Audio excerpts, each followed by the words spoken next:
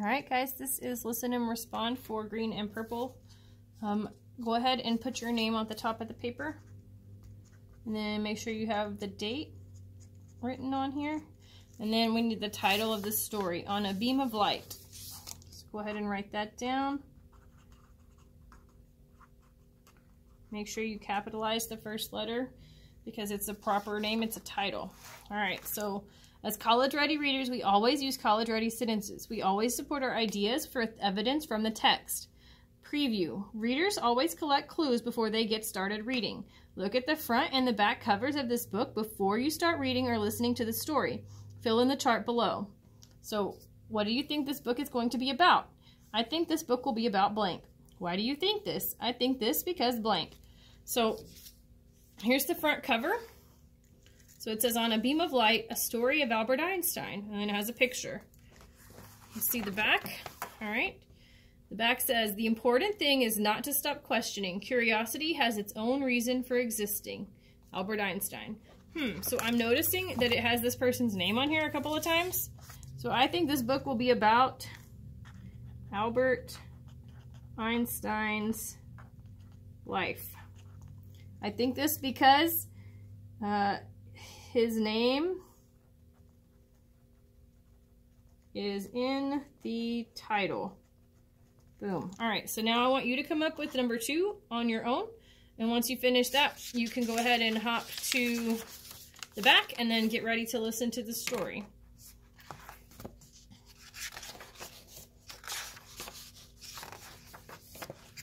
All right, here we go.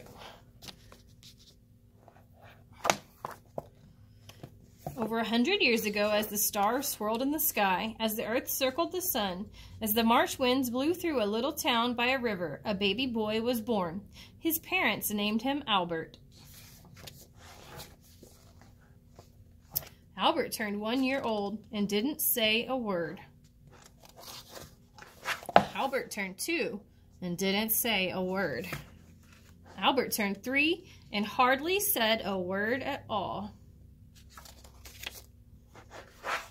He just looked around with his big, curious eyes, looked and wondered, looked and wondered. So different, but so dear. His parents worried.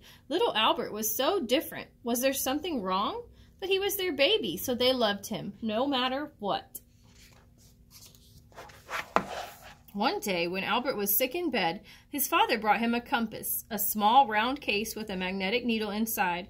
No matter which way Albert turned the compass, the needle always pointed north, as if held by an invisible hand. Albert was so amazed his body trembled. Suddenly, he knew there were mysteries in the world, hidden and silent, unknown and unseen.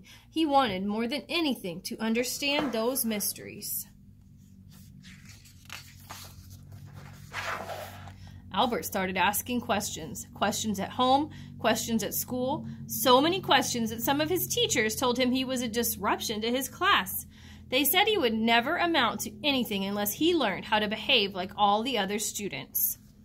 But Albert didn't want to be like all the other students. He wanted to discover the hidden mysteries in the world.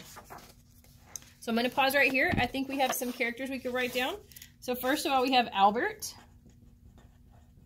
And then we have his parents. And his teachers. We might come across some more characters later, but these are fine for now. Or you can have, I think you need Albert definitely. The rest of them, we can see who else comes along and see if we need to change them out. But Albert, so what do you know about them? So if you're struggling with this and you need some help, you can check out your character traits notes in your notebook. You could come up with an inner trait or an outer trait. So remember, an inner trait is something on the inside. We can't tell by looking at a person their inner traits. It's like we tell by how they act, what they do, what they say. And then outer traits are things we can tell by looking at a person, right? So by looking at Albert, I can tell that he is a boy or a man, right? That's an outer trait. And then by the way they're describing what he does, I can tell that he is curious. That's an inner trait because he is asking a lot of questions, and that's something someone who is curious does. I can't walk up and look at him and tell, oh, you're a curious person. But once I see that he's asking questions and doing a lot of work to find out the answers, that shows me that he's curious. So go ahead and come up with a third trait for Albert. As we read, you might have to come back to this after we finish the story if we need to add other people. Go ahead and come up with some traits for the parents and for his teacher. Okay? One day, as Albert was zipping through the countryside on his bicycle, he looked up at the beams of sunlight speeding from the sun to the earth. He wondered, what would it be like to ride on one of those beams? And in his mind, right then and there, Albert was no longer on his bicycle, no longer on the country road. He was racing through space on a beam of light. It was the biggest, most exciting thought Albert had ever had, and it filled his mind with questions. Albert began to read and study. He read about light and sound, about heat and magnetism, and about the gravity, the invisible force that pulls us down toward our planet and keeps the moon from floating away into outer space. And he read about numbers. Albert loved numbers, and they were like a secret language for figuring things out. But all that reading still didn't answer all of Albert's questions, so he kept on reading, wondering, and learning. When Albert graduated from college, he wanted to teach the subjects he loved, all the things he had read about all those years. But Albert couldn't find a job as a teacher, so he got another job. A simple, quiet job in a government office, an office where he worked with other people's ideas and inventions. He did his work very well and very quickly, so quickly that he had lots of extra time to think and wonder. Albert watched a lump of sugar dissolve and disappear into his hot tea. How could this happen? He watched the smoke from his pipe swirl and disappear into the air. How could one thing disappear into another? Then he began to figure it out. He thought about the idea that everything is made out of teeny tiny moving bits of stuff, far too tiny to see, little bits called atoms. Some people didn't believe that atoms existed, but Albert's figuring helped prove that everything in the world is made of atoms, even sugar and tea, even smoke and air, even Albert and you. Even this book is made of atoms. All right, so I'm going to pause here. We're going to go ahead and go to the next section. It says, what is the setting of the story? How does the setting match what is happening with the characters? So if you'll remember, a setting is always going to be a place. It's going to be a location. It's not going to be anything other than a place or a location, like somewhere you can go. So the setting of this story is kind of taking place across a span of time, right? So first he was a baby, and then now he's a grown-up. So the setting of the story here might be a little tricky. It could be like his childhood house, childhood home. It could be his new job. It could be his school. And then how does this match? What is it? Would it make sense if the setting was in someone else's childhood home, or at somebody else's job, or at somebody else's school? Why does this setting match with what's happening with Albert? This book is about Albert's life, right? So why does it make sense that the author would choose to put the setting as the childhood home? Why would it make sense that the author would choose to have the setting of this story as Albert's job or Albert's school? So that's what you're answering right here. Now we're ready to make a prediction. Readers always guess what might happen next. What do you think might happen next? And why do you think this? So I noticed that Albert is very curious, and he wants to know what things are made of. So something I think might happen next is he might try to create an invention. And I think this because he is curious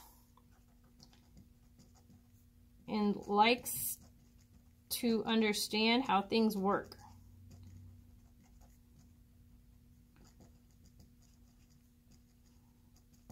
Okay, so you guys can have the one that I gave you, or you could come up with two of your own, but you definitely will need to have the second one on your own, all right? So let's go ahead and see what happens next.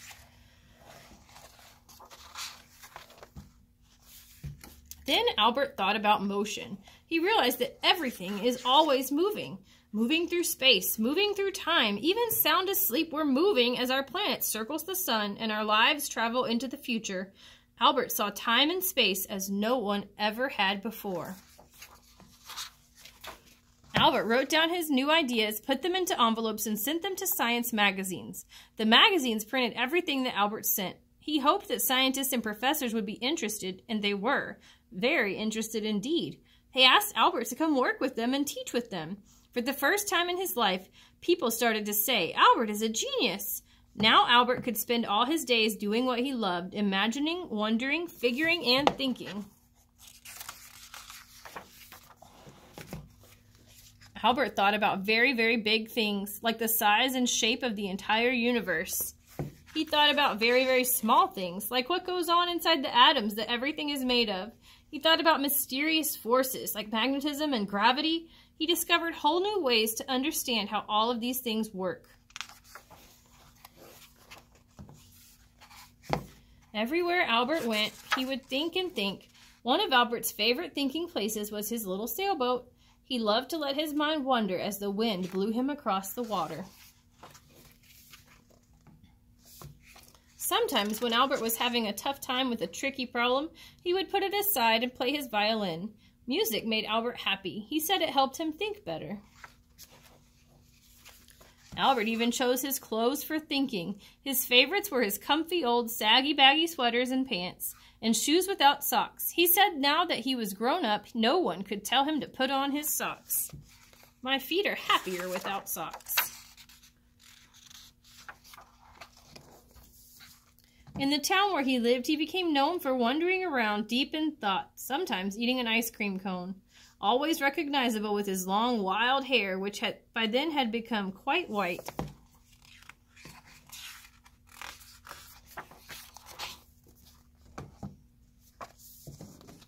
Everywhere Albert went, he tried to figure out the secrets of the universe, and he never forgot about the beam of light that he rode so long ago in his imagination. Albert figured out that no person, no thing could ever zoom through space as fast as a beam of light. He figured that if he could travel near the speed of light, crazy things would happen. Only minutes would pass for Albert, while years and years went by for the rest of us. This idea was so amazing, people didn't believe it at first. But scientists today have proven that it's true. Albert thought and figured until the very last minute of the very last day of his life. He asked questions never asked before, found answers never found before, and dreamed up ideas never dreamt before. Albert's ideas helped build spaceships and satellites that travel to the moon and beyond. His thinking helped us understand our universe as no one ever had before.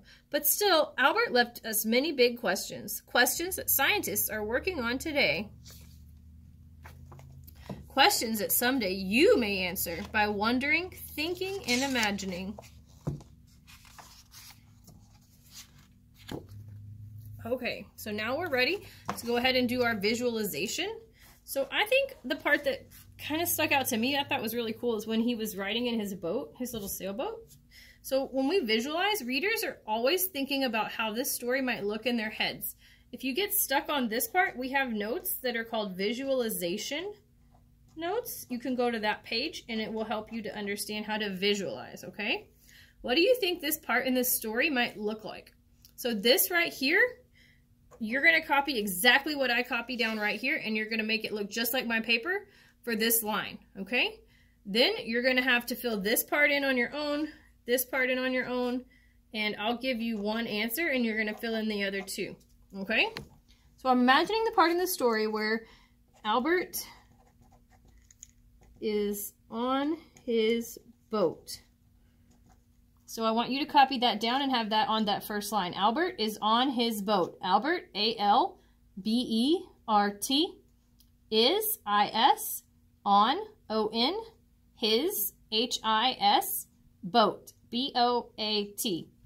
So I'm imagining the part in the story where Albert is on his boat is happening. I'm imagining it looks like blank. What are you seeing whenever this is happening? So remember, we're trying to decide what this might look like. In case someone doesn't know what it means to be on a boat, you're telling them what you see. So you're not going to say, oh, it looks cool, oh, it looks fun. what are some things that make something look cool and look fun? So 3 things to describe this are, so I'm going to say the boat rocking up and down on the waves is something that I'm imagining is happening. I'm seeing it in my mind movie. I'm seeing the boat like, ooh, move up and down, right? So that's me describing it to someone who can't see it. Now I want you to come up with 2 other things that you think you might see. If you need to, you can always go back to that part in the story. Here's a picture. And then that could help you to decide how you would describe what you're seeing at this part. And then you're going to tell me, what makes you think this? I think this because I know this about being on a boat. I think this because I saw it in the book. I think this because, I don't know, I know that these animals hang out in the ocean, right? You're explaining to me how you got to this point. Once you finish that, you need to hop to the back. So we're going to summarize.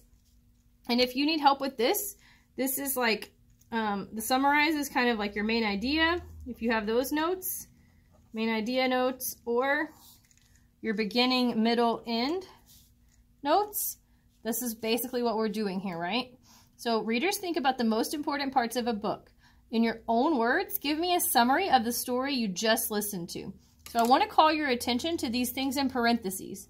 These little pieces right here, these are called parentheses.